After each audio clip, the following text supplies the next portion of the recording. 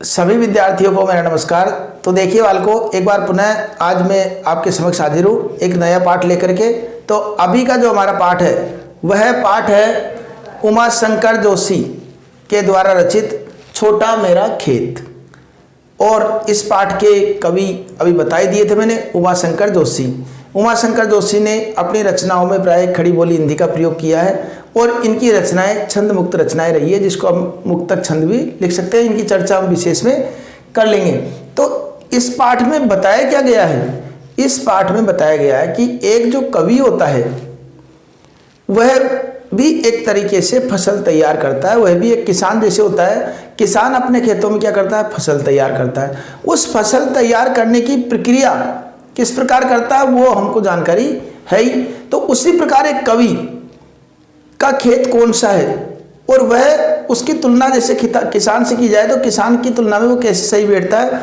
तो कवि उमाशंकर जोशी अपने संदर्भ में बताते हुए कहते हैं कि छोटा मेरा खेत चौकोना, कि मेरा खेत भी एक छोटा और चौकोना खेत है। अर्थात जैसे कोई कॉपी का पेज हो, नोटबुक का पेज, वह चौकोना खेत उसका है। कागज का एक पन्ना, उसका छोटा सा चौकोना खेत क्या है? चौकोना खेत क्या है? कागज का पन्ना। कोई अंदर कहीं से आया, क्षण का बीज वहां बोया। अर्थात उसके मन में, कवि के मन में कहीं से एक विचारों की आंधी आई और विचारों की आंधी आने के बाद में कवि के मन में हमेशा ये विचार आता है कि कोई भी विचार उसके मन में उत्पन्न होता है तो वो रचना में लिख दे, अपनी अभिव्यक्ति दे दे। तो उसी प्रकार इनके मन में कई विचारों की आंधी आई और उस पेज में, उस चौकोना खेत में जो कि कागज का है, उसमें एक बीज डाल गया। कल्पना के रसायनों को पी पी कर बीज गल गया निशेष। निशेष का मतलब पूर्ण रूप से। और कल्पना रूपी रसायन, रसायन का मतलब होता है खाद। जैसे एक किसान अपने खेतों में उपज करने के लिए, उन खेतों की अच्छी फसल हो, इसके लिए वह उनमें रसायन डालता है, खाद डालता है। तो कवि का खाद क्या है? कवि का खाद है कल्पना के खाद। अर्थात जितनी अच्छी कल्पनाएं कवि की होगी उतनी अच्छी फसल उसकी तैयार होगी। तो कल्पना के रसायनों को पी करके जो बीज उसने डाला था वह बीज गल गया। और हम जानते हैं कि खेतों में अगर कोई बीज डालते हैं तो पहले वो गलता है, उसके बाद में अंकुरित होता है। उसी प्रकार कल्पना के रसायन डाले तो उससे ये बीज पूर्ण रूप से गल गया और उसमें क्या? शब्दों के अंकुर फूटे। उसमें फिर शब्दों के अंकुर फूटना प्रारंभ हो गए, अर्थात कई शब्द उपजने चालू हो गए। पल्लव पुष्पों से नमित हुआ विशेष। और जो उसकी रचना है, जैसे फसल होती है पत्ते और पुष्पों से लद जाती है, उसी प्रकार उनके भावों को, वो शब्द जो है, वो वाक्य, उनके भाव, उन सबसे, उन भाव रूपी जो पत्ते और पुष्प है, उनसे पूर्ण रूप से वो फसल तैयार होने लगी। जमने इनमें लगने लगे फल और इनमें लगने लगे फल रस अलौकिक। और फिर देखा उन्होंने, कवि ने, कि अब इसमें अलौकिक फल प्राप्त हो गए, अलौकिक रस झरने लग गया है और नए नए फल दिख रहे हैं। अर्थात उस कविता का जो भाव वो प्रकट करना चाहते थे वह उसके अंदर प्रपुष्टित होने लग गया है। अमृत धाराएं फूटती रोपाई क्षण भर की। और इस प्रकार क्षण भर की रोपाई, अर्थात क्षण भर में कुछ आंधी आई, विचार आए, कल्पनाएं आई और उन विचारों को उन्होंने अभिव्यक्त कर दिया अपने छोटे से कागज में। अर्थात वही उसका खेत है, उस खेत में उसने वह रोपाई कर दी। अब रोपाई ऐसी हो गई कि अमृत की धाराएं उसमें फूटने लग गई और क्षण भर की रोपाई में, और यहाँ तक कि कटाई अनंतता की। क्योंकि एक कवि जो रचना लिखता है, एक बार रचना लिखने के बाद में अनंत समय तक लोग उसको पढ़ते रहते हैं, कभी वो खत्म नहीं होती है। तो जितनी कटाई की जाए उतनी ही वो बढ़ती जाती है। लुटते रहने से जरा भी कम नहीं होती। कुल मिलाकर ये है कि कितना ही उसको पढ़ो, कितना ही उसको लूटो, विद्या ऐसा धन है जिसको जितना खर्च करेंगे उतना ही वह बढ़ती है। तो इनका जो अभिव्यक्ति है, इनके भाव वह जितने दुनिया में फैलते हैं उतनी ही वो बढ़ती जाती है।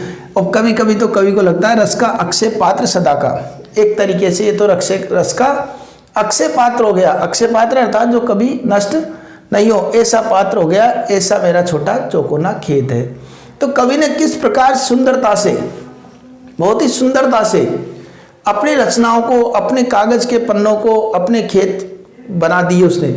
और किस प्रकार एक कवि ने किसान से अपनी तुलना करके और अपनी रचनाओं को, भावों को किस प्रकार उससे तुलना करके बराबर सिद्ध कर दिया कि किसान जिस प्रकार खेती करता है, तो किसान खेती करता है तो वो तो कार्य करता ही है, लेकिन एक कवि भी किसान की भांति ही होता है। अब किसान बीज रोपाई करता है तो आंधी बरसात आती है तो बीज रोपना चालू कर देता है शुरुआत में, उसके बाद में वो रसायन खाद डालता है। तो कवि किस प्रकार की खाद डालता है? अपने कल्पना रूपी रसायन की।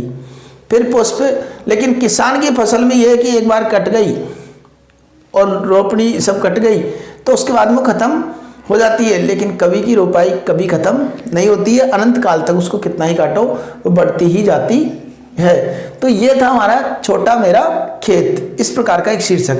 उमाशंकर जोशी का इस पाठ में एक शीर्षक और है जिसका नाम है बगलों के पंख। इस पाठ को भी हम इसको भी इसी भाग में पढ़ेंगे। तो बगलों के पंख, आपने देखा होगा इस पाठ के माध्यम से पता चल रहा है, शीर्षक से पता चल रहा है कि बगलों के पंख। जब बगुले आसमान में उड़ते हैं तो हमको बगुले नहीं दिखाई देते। आसमान में जब बगुले उड़ते हैं, एक पंक्ति से उड़ते दिखते हैं, तो बगलों की जगह हमको उनके पंख ही पंख दिखाई देते। ऊंचाई पे होते हैं इसलिए बगुले तो दिखाई नहीं देते, उनके पंख दिखाई देते। तो वो पंख कितने आकर्षक और कितने सुहावने लगते हैं, वो कवि के मन को अपने आप ही आकर्षित करते हैं। कैसे? नभ में पाती बंधे बगलों के पंख, कि नभ का मतलब आकाश में, पंक्तियों से बंधे हुए बगलों के पंख इस प्रकार जाते हुए जो दिखाई देते हैं, चुरा लिए जाते हुए मेरी आंखें। कवि कहते हैं वो जिस प्रकार से जाते हैं ऐसे लगता है जैसे मेरी आंखों को चुरा करके ले जा रहे हो, अर्थात ध्यान उनकी तरफ ही लगा रहता है। कितना अद्भुत सौंदर्य, कितना अद्भुत प्राकृतिक सौंदर्य है, और मन करता है बार बार देखता रहूं। अनंत समय तक जब तक वो दिखता है तब तक उसको देखने का प्रयास करते हैं। कजरारे बादलों की छाई नभ छाया, और आसमान में कजरारे काले काले बादलों की आसमान में छाया विद्यमान रहती है। तो उन छाया में तैरती सांझ की सतेज श्वेत काया, सांझ के समय, सांझ का मतलब संध्या के समय, तैरती हुई तेज युक्त, अर्थात श्वेत बगुले होते हैं, श्वेत उनके पंख होते हैं, तो श्वेत काया उनकी जो है तैरती हुई नजर आती है। होले होले जाती मुझे निज माया से, और होले होले धीरे धीरे मेरा ध्यान अपनी ओर आकर्षित करती ले जाती है, अर्थात एक तरीके से मुझे वहाँ पर उसमें पूरी तरह से प्रभावित कर देती है। उसे कोई तनिक रोक रखूं, और कवि क्या कामना करता है कि अरे उस सौंदर्य को मैं खोना नहीं चाहता, उसको बार बार देखना चाहता हूँ, मेरा मन नहीं करता उससे मैं अपनी दृष्टि हटाऊं, इसलिए थोड़ी देर के लिए उसको रोके रखो, मेरा मन उससे अभी तक नहीं भरा है। वह तो चुरा लिए जाते मेरी आंखें, और एक तरीके से मेरी आंखों को चुराते हुए जा रहे हैं, अर्थात मेरा ध्यान, मेरा मन सब कुछ अपनी तरफ ले जा रहे हैं। नभ में पाती बंधे बगलों के पंखे, और इस प्रकार आसमान में पंक्ति से बंधे हुए बगलों के पंख वह मुझे इतना प्रभावित कर रहे हैं, इतना आकर्षित कर रहे हैं कि मेरी आंखें उनको एक टक भी उनको देखने से अलग नहीं होना चाहती। मैं चाहता हूँ ऐसे सौंदर्य को बार बार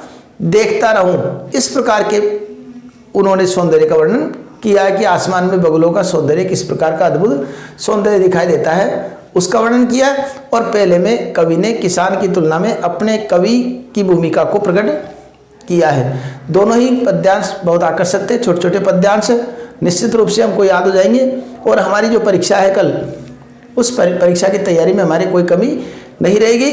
बस अंतर है कि हमारा उत्तर जो है व्यवस्थित तरीके से धैर्य के साथ हमें लिखे, और पूरे तरीके से जैसे सिस्टम मैंने बता रखी है, हर पद्यांश में एक जो भाग बना रखा है परीक्षा में उत्तर कैसे लिखे उसको भी आप देख लीजिए, जिससे हमको हिंदी में प्रश्नों के उत्तर कैसे लिखने हैं उसकी जानकारी उसमें आपको प्राप्त हो जाएगी। ठीक है, अब इसकी विशेष और व्याख्या किस प्रकार लिखनी है वह भी मैं जानकारी दे देता हूं। अब देखिए हमको प्रसंग और विशेष किस प्रकार लिखने बताया था मैंने, तरीका एक बार और समझ लीजिए। ये तो हमारा हाशिया आता ही है कॉपी में, इसमें हमको पहले प्रसंग शब्द लिखना है। प्रसंग शब्द लिख रहे उस पंक्ति को खाली छोड़ना है, फिर नीचे से चालू करना है प्रस्तुत पद्यांश, प्रस्तुत पद्यांश हमारी पाठ्यपुस्तक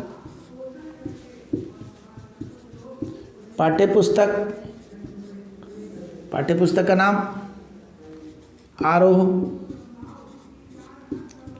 के अंतर्गत उमाशंकर जोशी द्वारा रचित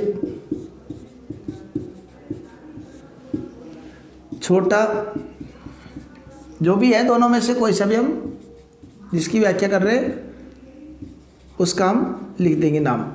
शीर्षक से अवतरित है, अवतरित है। इसमें कवि ने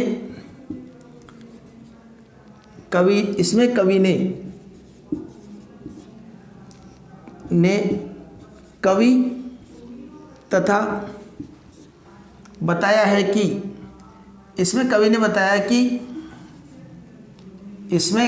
बताया है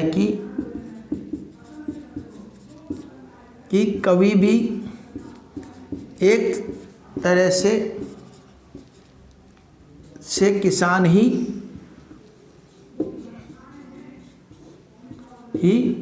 होते हैं। अब इसकी व्याख्या हम कर देंगे, व्याख्या और फिर हम विशेष लिख देंगे। विशेष के अंतर्गत हमको खड़ी बोली हिंदी का प्रयोग एक तो ये लिखना है, दूसरा लिखना है मुक्तक छंद, अनुप्रास अलंकार भी हम इसमें लिख सकते हैं।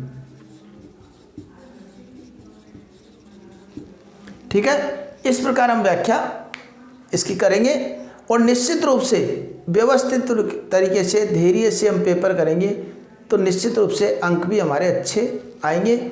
इसी शुभकामना के साथ मैं आपसे विदा लेता हूं। तब तक के लिए धन्यवाद।